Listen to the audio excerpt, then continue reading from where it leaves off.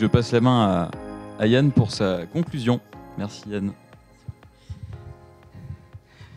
Merci Honoré. On arrive au terme de cette journée. Donc, j'ai beaucoup appris, moi, encore des travaux qu'on fait nous-mêmes. Donc, je vais essayer de vous donner une petite conclusion et quelques perspectives de tout ça en quelques minutes avant de vous libérer. Donc, messieurs les présidents, les administrateurs, les directeurs, chers adhérents, vous tous les amis de la Luzerne, donc merci d'être si présents ce jour. Vous savez que cette journée technique annuelle, elle est importante pour nous. On renoue avec ce format en cette année post-symposium, puisqu'on trouve là l'opportunité de vous présenter un peu tout ce qu'on fait avec les moyens que vous nous confiez. Et je peux vous dire que c'est extrêmement motivant pour l'équipe de vous voir aussi nombreux et attentifs toute la journée. Voilà, alors vous le savez, c'est un peu la marque de fabrique de Luzerne de France que d'agir au plus près de vos préoccupations, d'avoir comme point focal le retour sur investissement. Je pense que ça s'est senti dans les différentes présentations qu'on a eues. Alors c'est vrai que c'est souvent un combat de tous les jours pour une petite équipe qui est dans une hyperstructure comme LCA, qui nous apporte aussi on va dire des co-bénéfices. Faut pas être négatif. Mais par contre, on doit quand même choisir nos combats. Et tenir notre feuille de route. Alors c'est la feuille de route qu'on a fait ensemble. On l'a construite, si vous vous rappelez, en 2020, sur fond de pandémie, et puis en amont de l'invasion de l'Ukraine, qui a quand même perturbé énormément nos outils de production. Et cette prospective Luzerne 2026, vous avez pu le voir tout au long de la journée, elle est maintenant en pleine force. Elle produit des résultats, beaucoup de résultats, dont certaines promettent un avenir radieux à nos belles Luzernes, et d'autres nous laissent un peu sur notre faim. C'est tout le jeu d'une prospective. On ne gagne pas à tous les coups. En tout cas, ce qui est certain, c'est que demain, comme on a coutume de le dire pour le loto, 100% des gagnants auront tenté leur chance. Alors, voyez pour le carbone, on a passé toutes ces années à décarboner nos outils, à nous préoccuper de faire ruisseler nos résultats dans les bases de données nationales, aux côtés de Pascal, qui est là, Pascal Thiebaud. Merci Pascal pour ta persévérance. Et on est aujourd'hui impatient que l'ensemble des opérateurs y ait accès, à juste titre d'ailleurs. Antoine le rappelait, nos éleveurs, eux, diagnostiquent, évaluent. Et effectivement, ça a un impact direct derrière sur notre attractivité. Mais vous le voyez aussi, dès qu'on se retourne et qu'on regarde notre aval, par exemple les fabricants d'aliments, je cite, sont au début de la structuration du critère carbone dans leurs produits.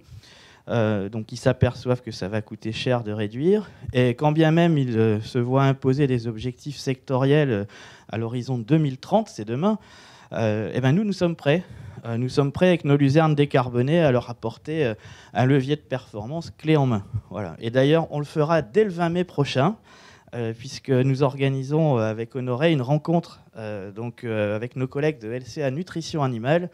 Alors, on a déjà bien élargi le spectre. Didier Coulmier est sur le coup, rassurez-vous, je ne le vois pas. Voilà, il est là. Voilà. Avec les amis de Desialis, tous les adhérents seront invités à cette journée de façon à mettre en avant notre produit. Et sachez que leurs adhérents eux-mêmes, c'est un peu nos clients, sont très demandeurs de ces échanges. Alors, comme vous l'avez constaté, notre pôle R&D piloté par Honoré ne se limite pas à des considérations carbone, même si elles sont essentielles. Nous sommes également très actifs sur le plan de la diversification de nos débouchés, que ce soit au travers de Impulsa qu'a présenté Clara, qui vise à tracer des perspectives sur les segments équins, porcins, ou via l'analyse des dites chèvres pisseuses de lait, j'ai bien entendu, si bien décrite par Didier, qui gagne en productivité à ingérer nos belles luzernes. Alors, on n'oublie pas évidemment notre premier cœur de métier, les vaches laitières. Moi, je retiens particulièrement cette ambitieuse approche épidémiologique sur la santé reproductive et la production laitière qui n'a pas livré encore tous ses secrets. Alors, Luzerne de France, c'est aussi la défense de nos intérêts sur le plan de la transformation. Et là encore, les chantiers sont nombreux. On est entré un peu en phase de capitalisation sur ces sujets. Capitalisation en termes de quota CO2, on va pas s'en priver. Capitalisation via les logiciels de comptabilité carbone qui valorisent nos progrès. Et pour autant, on a de nouveaux champs qui s'ouvrent et qu'il nous faut explorer. Alors je me suis remémoré en écoutant les séances de ce matin une conversation avec Honoré au soir d'une journée bien remplie qui m'expliquait avec dépit qu'on nous avait appliqué un énième coefficient arbitraire de relargage de carbone échappant à toute logique scientifique. Bon, on s'en est vite remis, on s'est ressaisi et puis on s'est dit, après tout, si on le comprend plus vite et moins mal que les autres, ce sera peut-être une énième opportunité de nous démarquer des matières premières concurrentes. Voilà, donc, sur le plan réglementaire, les sujets sont souvent arides. Et on avait voulu, et je pense que c'est quelque chose qu'ont très bien réussi François-Xavier et l'équipe, que vous faire part de l'essentiel sans céder au simplisme, parce qu'on doit tous avoir conscience de la complexité de ces enjeux, émissions industrielles, durabilité de nos biomasses, contamination aux polluants organiques persistants. En fait, on est déjà dans l'après-fossile et c'est comme ça qu'on présente ces enjeux aux autorités compétentes. Autorités qui prêtent d'ailleurs grande attention, parce qu'en dépit des difficultés qu'on rencontre, on a quand même acquis une certaine crédibilité sur ces dossiers qui nous permet de co-construire des feuilles de route avec elles. Alors j'en veux pour exemple le programme qu'on vous a présenté sur les COV et pour lesquels on s'attache à leur démontrer qu'elles sont mal appréhendées. Alors quelques mots sur le bois également. J'aimerais vous partager vraiment ma satisfaction de voir qu'on est désormais lancé sous l'impulsion de Jean-Marie, là que je veux remercier, qui s'investit pleinement dans ce comité New Look, comité dont il me revient qu'il répond complètement aux attentes de nos mandants, à savoir de disposer d'un espace privilégié d'échange entre producteurs de luzerne diversifiés qui leur faisaient défaut. Alors tout cela, bien sûr, et on s'est attaché à le présenter en introduction, dans le strict respect et attesté du droit de la concurrence, auquel on est particulièrement attentif et éclairé depuis l'intervention de notre directrice juridique Marine Neustro à Reims au printemps dernier pour ceux qui y étaient. Alors notre journée technique, c'est aussi l'occasion de revenir en détail sur la grande diversité de nos travaux sur le plan agronomique, donc travaux qui sont étoffés ces dernières années, qui vont désormais bien au-delà des seuls essais variétaux, dont Honoré rappelait d'ailleurs à juste titre leur valeur pour nos amis semenciers, de par leur caractère post-inscription. Et pour exemple, Clara nous a gratifié de démonstrations économiques documentées pour sa première journée technique. Donc je veux en profiter devant vous pour vous exprimer notre satisfaction et notre bonheur dans notre équipe de l'accueillir, de la compter parmi nous pour sa contribution et sa bonne humeur depuis qu'elle est arrivée. Donc merci Clara, longue route à toi dans la Luzerne. On est ravis que tu nous aies rejoints.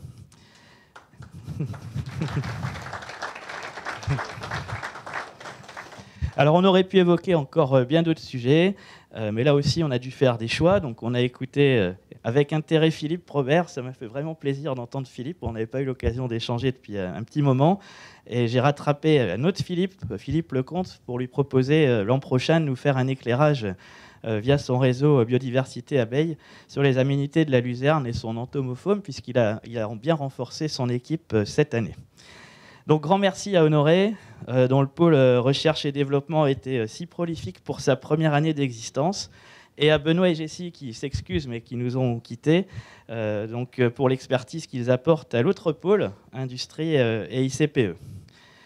Alors j'en termine avec quelques mots sur notre congrès mondial, pour lequel, vous avez compris, on a besoin de vous pour promouvoir nos luzernes déshydratées, besoin de vous pour nous aider à la logistique, notamment sur le fil tour du 4e jour, besoin de vous pour trouver des sponsors qui nous aideront à faire de cette expérience une expérience inoubliable pour nous-mêmes et les délégations étrangères que nous accueillerons. Et je veux d'ailleurs ici remercier Grégoire en particulier qui pilote cette organisation et dont tout le travail n'est pas forcément mis en avant dans un format comme celui de cette journée. Et notamment Christophe, il est là-bas, en train de papoter, je le vois, et, je t'ai vu, et Thierry qui ont démarré au quart de tour pour nous aider dans ce sponsoring. Il y a Samuel aussi, je sais, j'ai pas vu Samuel. Ah, il est là-bas, voilà. Merci à Samuel également, et puis à tous ceux qui vont nous rejoindre dans cette tâche. Et besoin enfin de faire d'Éric Massé le futur Tony Estanguet de la Luzerne. Et tant pis si la ministre fait pchit d'ici là. Bon, rassure-toi Éric, ton ami Ségolène Royal s'est déjà dit toute disponible pour lui succéder.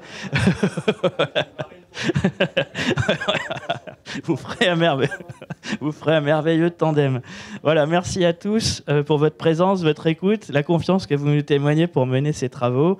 Je cède maintenant la parole à Olivier, notre président, pour ses premiers mots de conclusion. Donc Olivier, j'ai grand plaisir à travailler avec toi depuis 2 mois, donc je te cède la parole.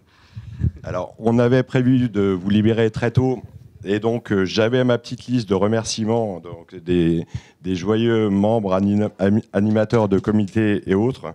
Je complète en remerciant également Antoine et Claude qui ont toujours de belles idées pour faire germer de nouveaux projets de réflexion. Donc, je vais être très très rapide.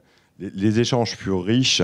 Nous avons de belles perspectives pour que la luzerne déshydratée, présente depuis plus de 50 ans sur nos territoires, perdure encore des années, compte tenu, on l'a rappelé, des atouts agronomiques, nutritionnels, des enjeux de décarbonation et de maintien de la biodiversité. Donc, merci Yann d'avoir fait tous les merci. Et là, on vous libère et merci à vous pour votre présence et ces échanges.